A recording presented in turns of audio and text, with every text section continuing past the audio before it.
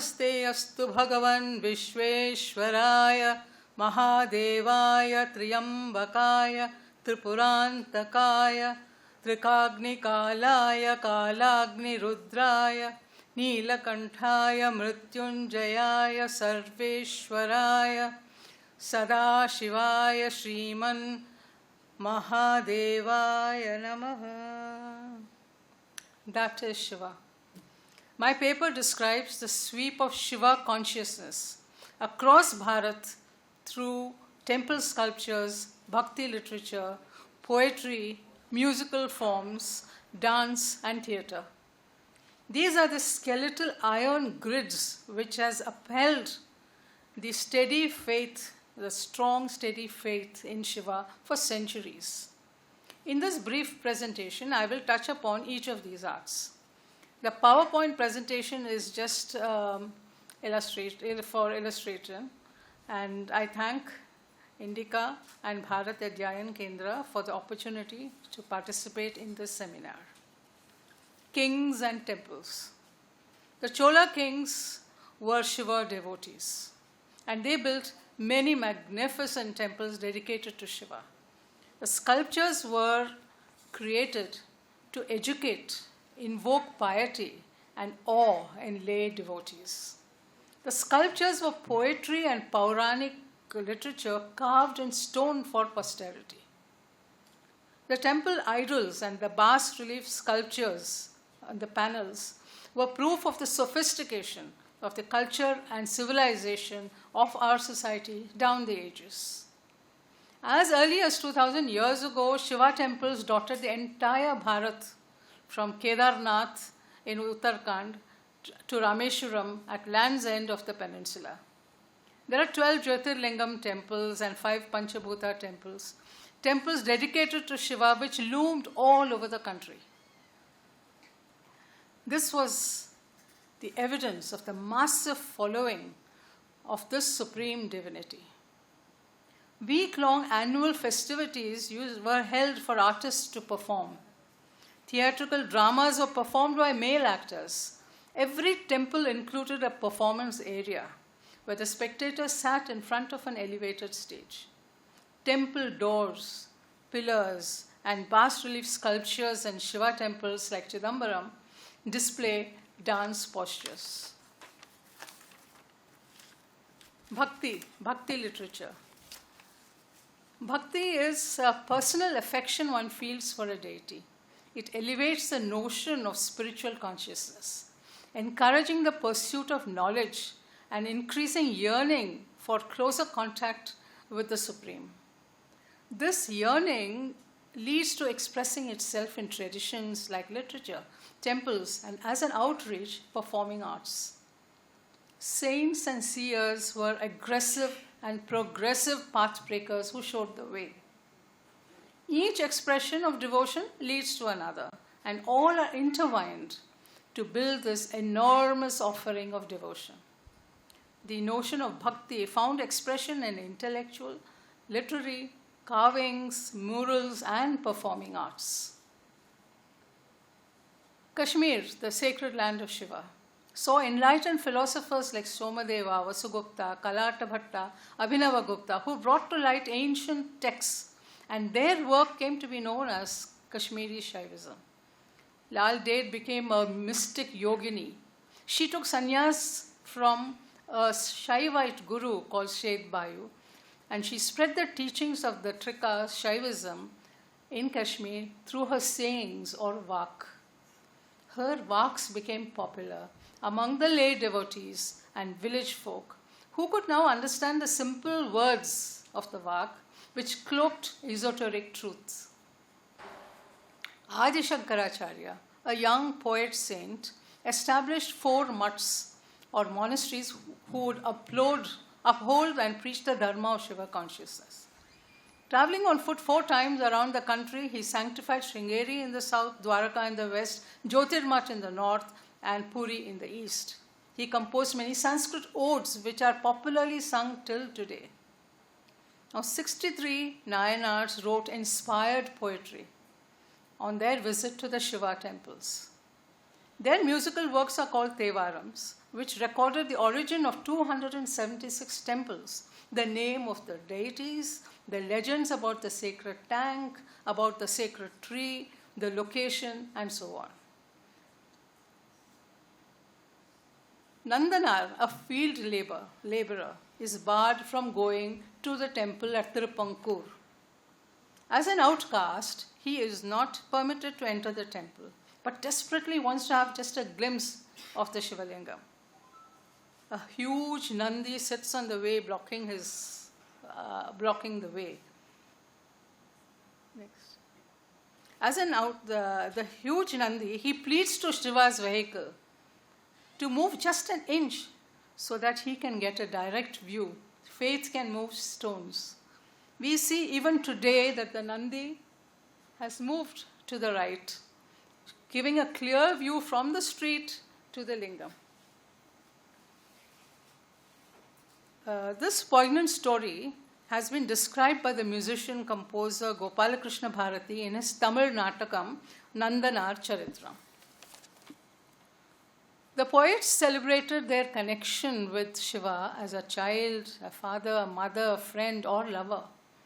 Karaikal Ammayar was a poet revered as an Nayanar who deliberately shed her physical beauty and took to extreme asceticism in her attempt to become a gaul, like one of the ganas of Shiva. Her verses of the Shiva at Tiruvalangadu is best known. Next one. This temple is believed to be the earthly spot where Shiva danced the Urdhava Thandavam. Next one. The Nayanars in the south and the poet states across the country were a formidable wall which protected Sanatana Dharma from opposing fates. When a poet composes, the musicians sing, the dancer must dance. It is, next one. Will the sound come? You can play it, it's a video.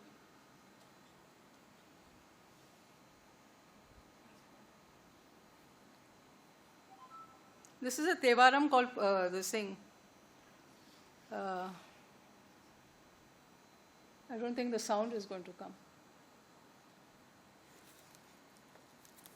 Ponnar Meniyane.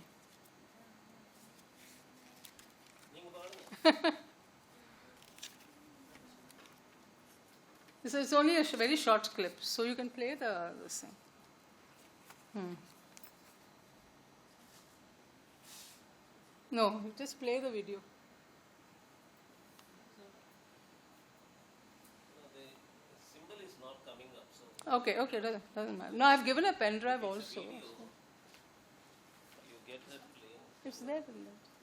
It doesn't matter really. I'll go ahead, otherwise we'll take too much time. Yeah. I'll just go ahead. Yeah, please. It is believed that Brahma created the Natya Shastra by culling aspects from the 4 Vedas and named the Natya Shastra as the 5th Veda. It was Shiva and Parvati who introduced Tandava and Lasya to the dramatic production of Bharata Muni and is therefore venerated as Nataraja. As the arts evolved, the themes of performances evolved into a religious and spiritual experience where lay devotees could watch Puranic stories being enacted in front of them. They could now understand and appreciate the messages given by the poems and the song. Have you heard of the golden era of Bharat? Somebody had mentioned the golden era of Bharat is the Gupta period. Let me tell you about another golden era of Bharat that was the 17th to 18th century, the Tanjavur Maratha Rajas, who created the most fantastic literature and poetry and dance for Shiva, all mainly rooted in Shiva. This Tanjavur Marathas goes unhonored by our historians. The treasure of literature, music, dance, and theatre was created by a battalion of poets and dramatists whose works languish today on the dusty shelves of Saraswati Mahal Library. The works were mainly in Telugu and Sanskrit texts on philosophy, religion, new texts and commentaries on music, dance, theatre, and natakams called yakshaganams. In the 7th century, when the Marathas began their rule in Tanjavur, a massive movement of Shiva Bhakti washed over the region. The kings were deeply religious, spiritual scholars of Sanskrit, music, and poetry. You can do the next one. They were deeply religious, spiritual scholars of Sanskrit, music, and poetry who worshipped Shiva Tyagesha of Tiruvarur. Their compositions on the various aspects of Shiva in hundreds of padams and prabandhams and yakshaganams had the devotees in thrall. From amorous compositions of the earlier Nayaks, dancers began to perform legends of Shiva. The plays Markandeya, Shankara Kali Samvadam, which described the contest between Shankara, Shiva and Kali, and Shankara Pallaki Seva Prabandham became very popular. The last one, this was performed by dancers for 200 years in the Tiruvarur temple because they had the notation of the music. The Maratha Rajas were devoted to Tyagesha of Tiruvarur, Brihadishwara and Chandramaulishwara, and they exerted themselves to renovate temples and worship on all festival days. They became the role models for the lay people and Shiva Bhaktas. Shahaji Bhosle II composed a plethora of epithets to shower on his dear Shiva. He describes in couplets Markandeya's journey to 23 Shiva temples, asking for protection from death, Yama. Beginning with Kashi, he says, Vasavadi Nirarjita Deva Deva Kashi Vishwesha Pahimam. Now the Marathi Sanskrit Yakshaganam called Mrityunjaya Chiranjeevi, or Markandeya's story, has an amazing collection of epithets on describing the divine form of Shiva. And it's like some I can share some with you. Karpura Gatra, Sundara Vaktra, Sadashava Gotra, Girija Ardakhaya, Amararaya, Shubhot Karshadeya, Bhavanishaya, Mahat Adbhuta Devata, Ardatanu, Stri Purushartha Samyukta, and Sashmita Priyabhashana. New words have been created for weapons, his holy names, about the saints who sang for him, about Shiva, his ornaments, and many of his valorous actions. The Mrityunjaya Chiranjeevi Yakshaganam has truly all elements which glorify and hail Shiva and Parvati. I'm going to share with you an unpublished yet excerpt from Todya Mangalam, which is also from Mrityunjaya Chiranjeevi. This is my current project as National Tagore Fellow, and it is not yet published. Probably next year it will see publication. Jaya Narada Digeya. This is a Todya Mangalam. Jaya Jakta Vidheya. Jaya Girija Ardhakaya. Jaya Amararaya. Jaya Smita Arimaya. Jaya Shubhodkarshadheya. Jaya Bhavani Sahaya. Jaya Namah Shivaya. A translation that I have done. Whom Narada praises as a skillful master, immortal king in union with mountain daughter. A charming, auspicious smile, and foes are tame.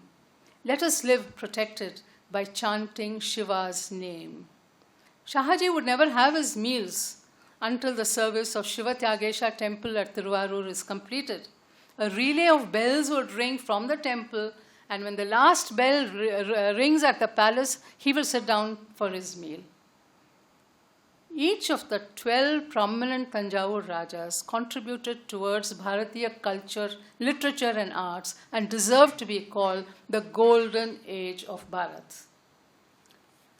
Another smaller performing art is Katha Kalakshepam.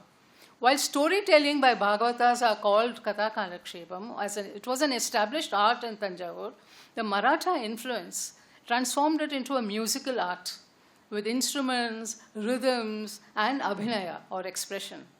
Many Marathi poets who were now drawn to Tanjavur because of Samartha Ramadas Swami, who who has established 11 mathas in Tanjavur, they added abhangas and simple bhajans and the whole rhythm and everything. And so it's now a very popular Harikatha and Nama Sankirtanam with Marathi abhangs is now a very popular art. So Shiva consciousness thus spread through temples, literature, poetry, music, and dance throughout the country. And these arts, I'll repeat, are the strong skeletal grids which has upheld the knowledge and fervor for Shiva during the centuries, over the centuries. Namaste.